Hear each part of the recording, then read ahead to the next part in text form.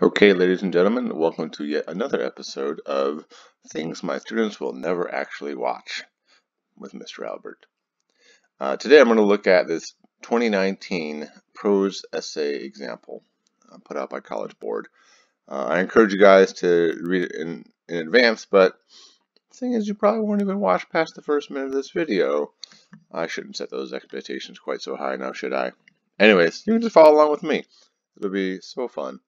Alright, so prompt here, excerpt from Japanese American writer, Morning Rain, title right there. Titles are important. We talked a lot about rain this year. We know it's going to be important, that thing, that little archetype there. 1952, sometimes that can be important too. Put things in context for ourselves. Analyze how Yamamoto, and I apologize for my Japanese pronunciations throughout this, uses literary elements and techniques to convey the ways in which the communication among Sadako, Mr. Endo, and Harry reveals their complex relationships. Again, that word they just love. Okay, so it's this way, but then it's also this way. What makes it complex, right?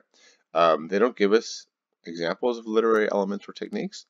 Sometimes they will give you a list, use things such as, but you can always go off that list. Here, it's a little bit tougher. It's more open, but you kind of got to pull things out of thin air. And with this passage in particular, I want to talk about, don't be afraid to really just go into the content, go into selection of detail, and not worry about coming up with technical names. If you can naturally integrate technical names, great, do it by all means. Some passages lend themselves to that better than others. Okay, this one I think is a pretty difficult passage, as we'll see. Don't forget in your response to have a thesis that presents defensible interpretation. Don't just rewrite this up here, okay? I know we all learned in like 5th grade to take a turn the question into a sentence. I think it's a good idea to turn this into a question so that you are answering something. But you want to get creative and really kind of take control early on. Show this is your writing, all right? It's not just static.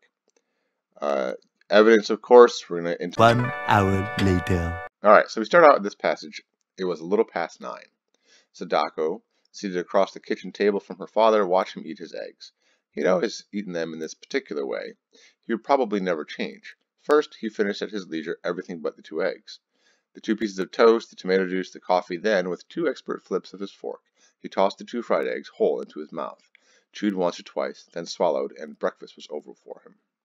Well, it could be worse, Sadako thought. She remembered a man in a story who demanded 2 fried eggs for breakfast every morning, 1 egg with a deep orange yolk and 1 egg with a light yellow yolk. Even her husband liked his eggs one way, not another. He could not abide fried eggs with a crusty bottom. The underside, as she had learned from bitter experience, had to be tender. She liked crisp bottoms herself. At least her father didn't quibble about the manner of eggs served him. This is drugs. This is your brain on drugs. Any questions?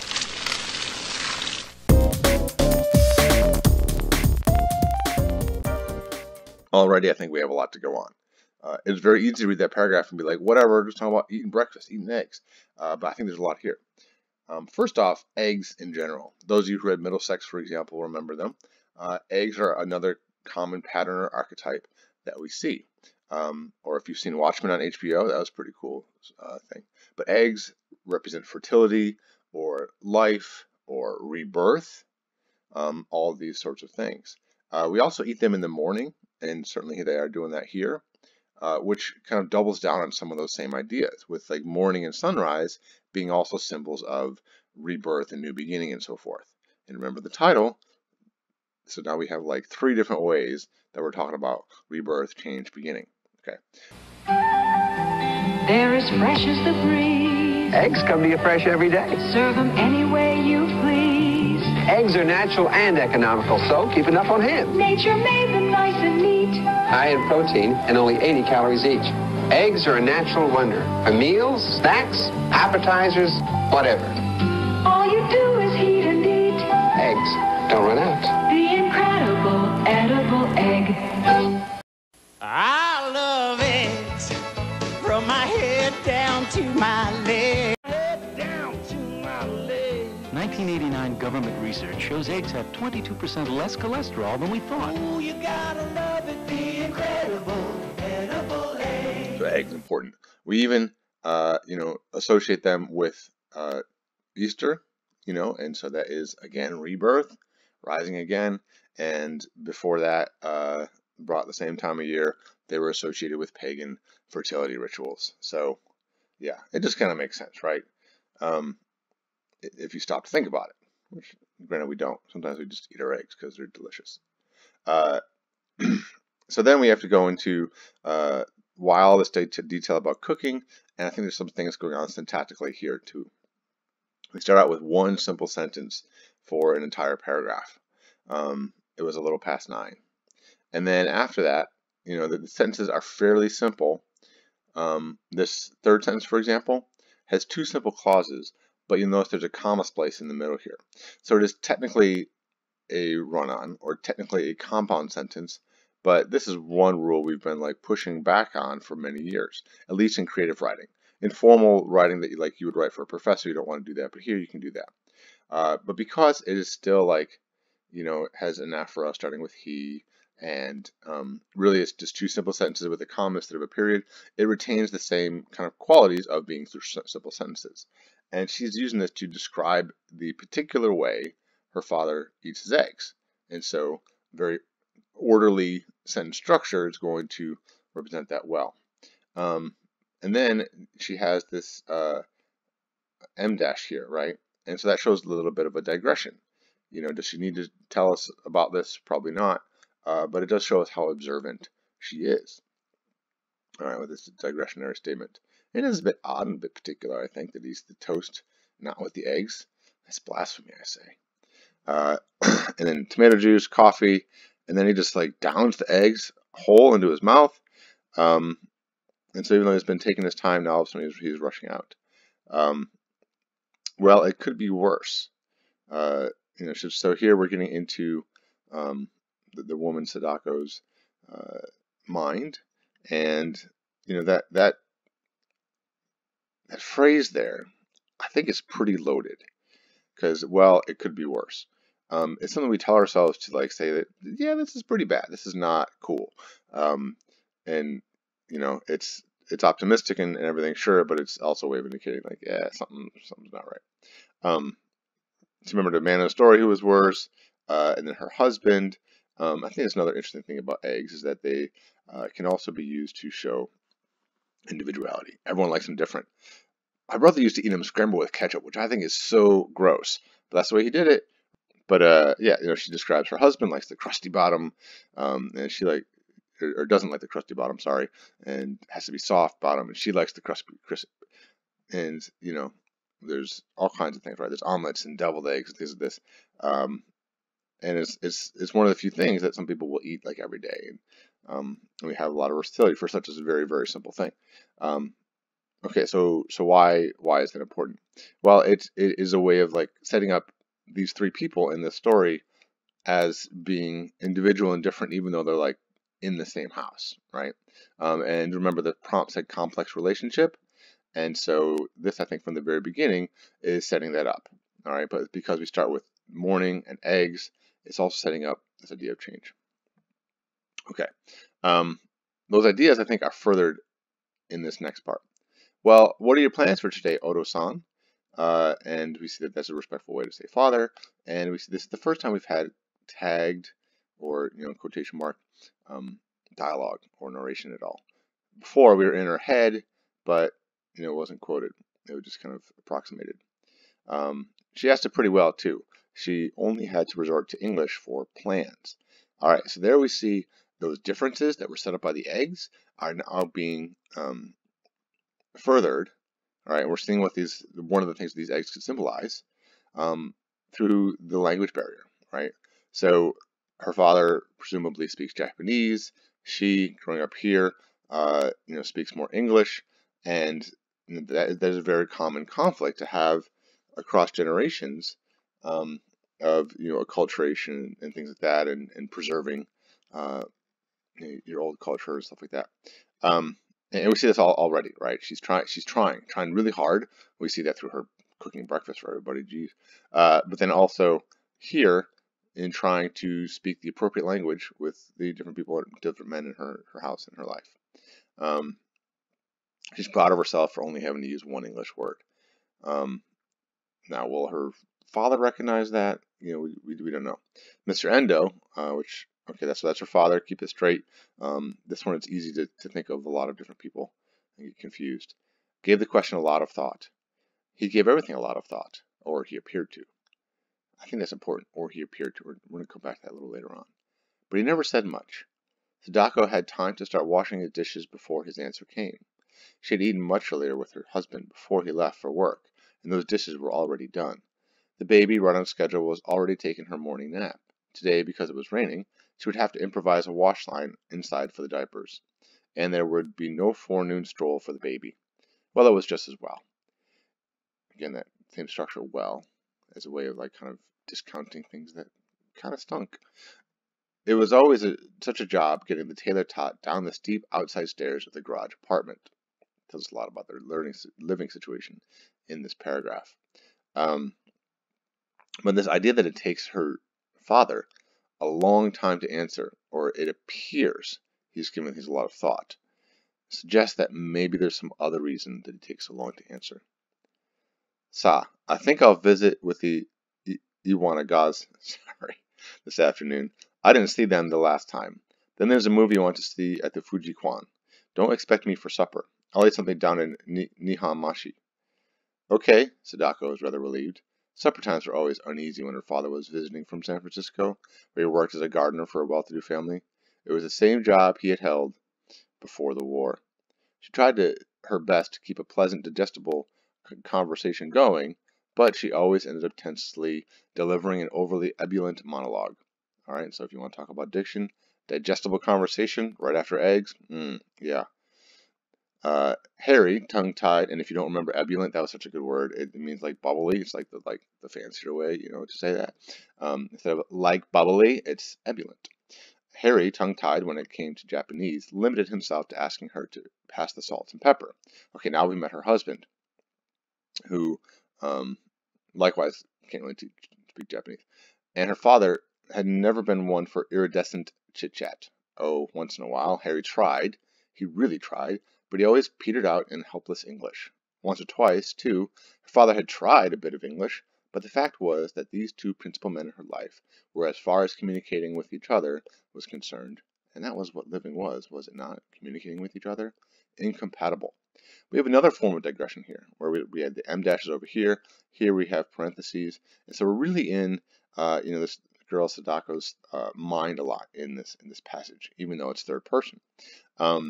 And so I think these digressions are showing she has kind of an enhanced observation during this time, and it also shows that she's building towards an epiphany. She's realizing in this moment that, whoa, we all want to please each other, but none of us are speaking the same language.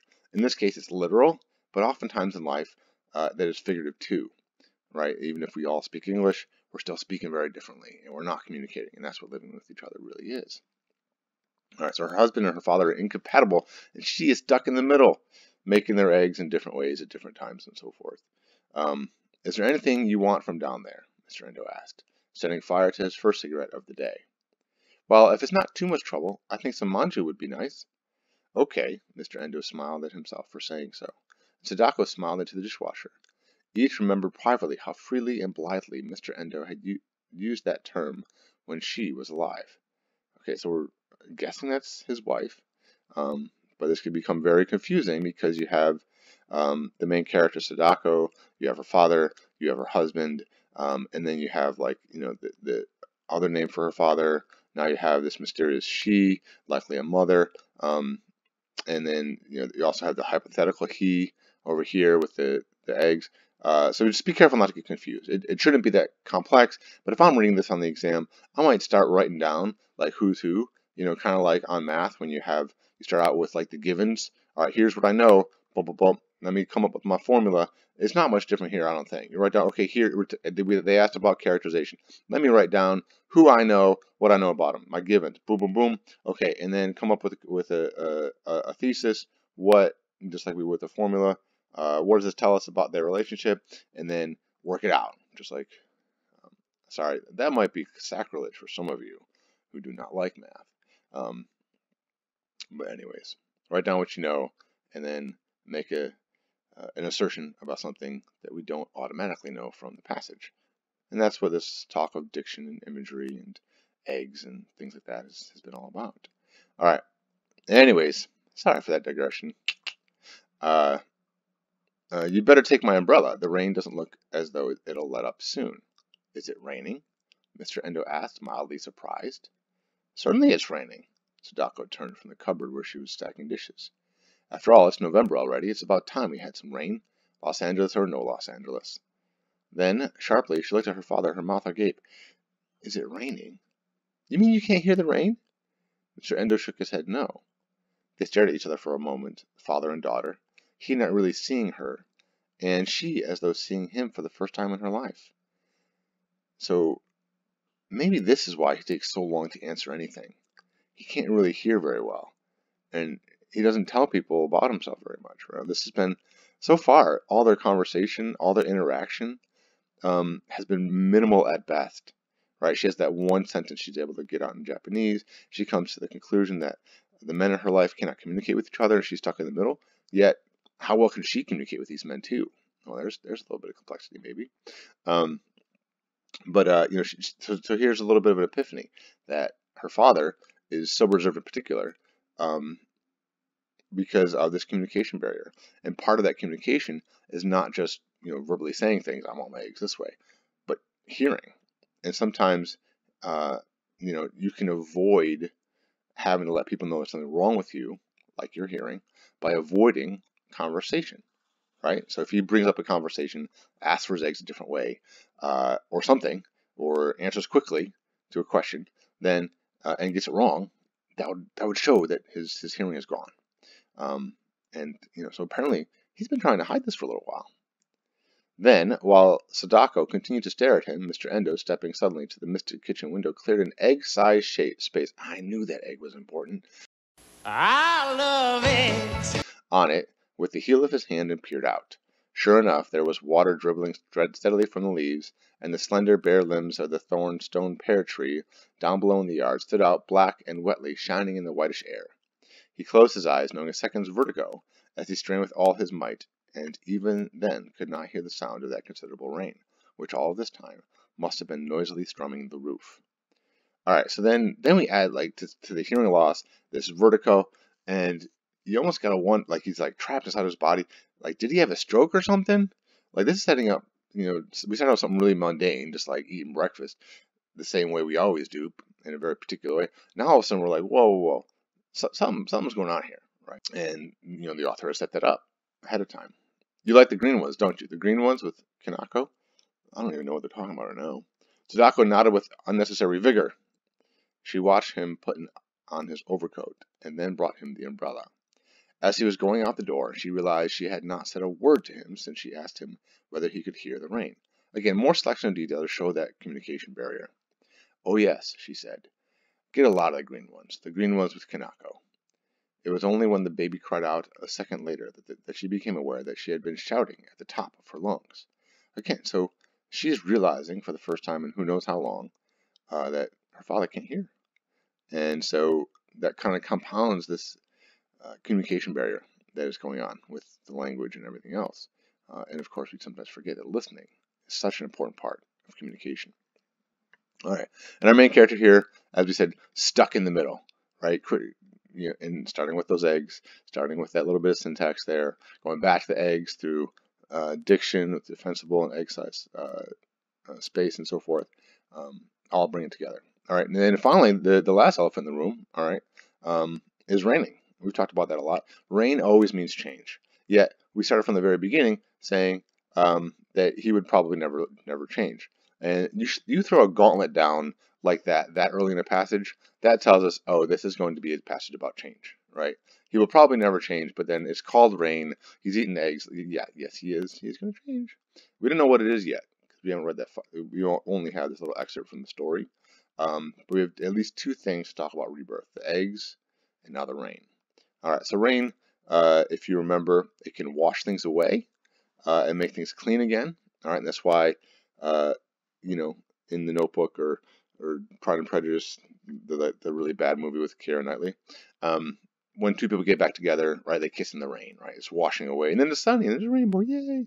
You know, it got rid of all the old, you know, muck that was keeping them apart.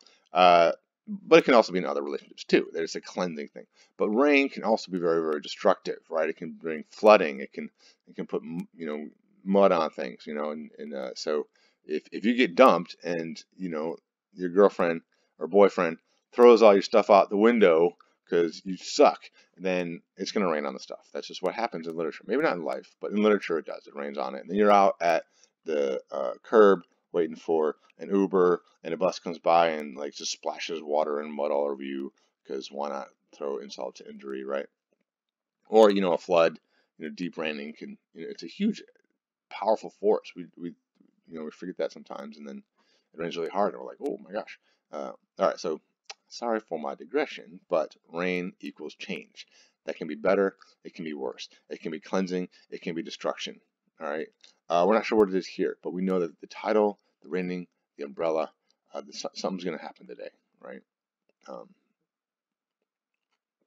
Hopefully it'll be something that it acts as a catalyst to reconciling this communication gap, but we don't know. We've only gotten so far. All right, well, so that passage, the first time I read it, and maybe the first time you did too, presented a little bit of difficulty. You know, you're going, this is just like people sitting eating breakfast, weird dad, can't hear, whatever, that's not unusual, right? Everyone's always yelling at grandpa because he can't hear. But you know, when we go into it, you know, we go into, you know, at first I did struggle coming up with, well, what are devices, right?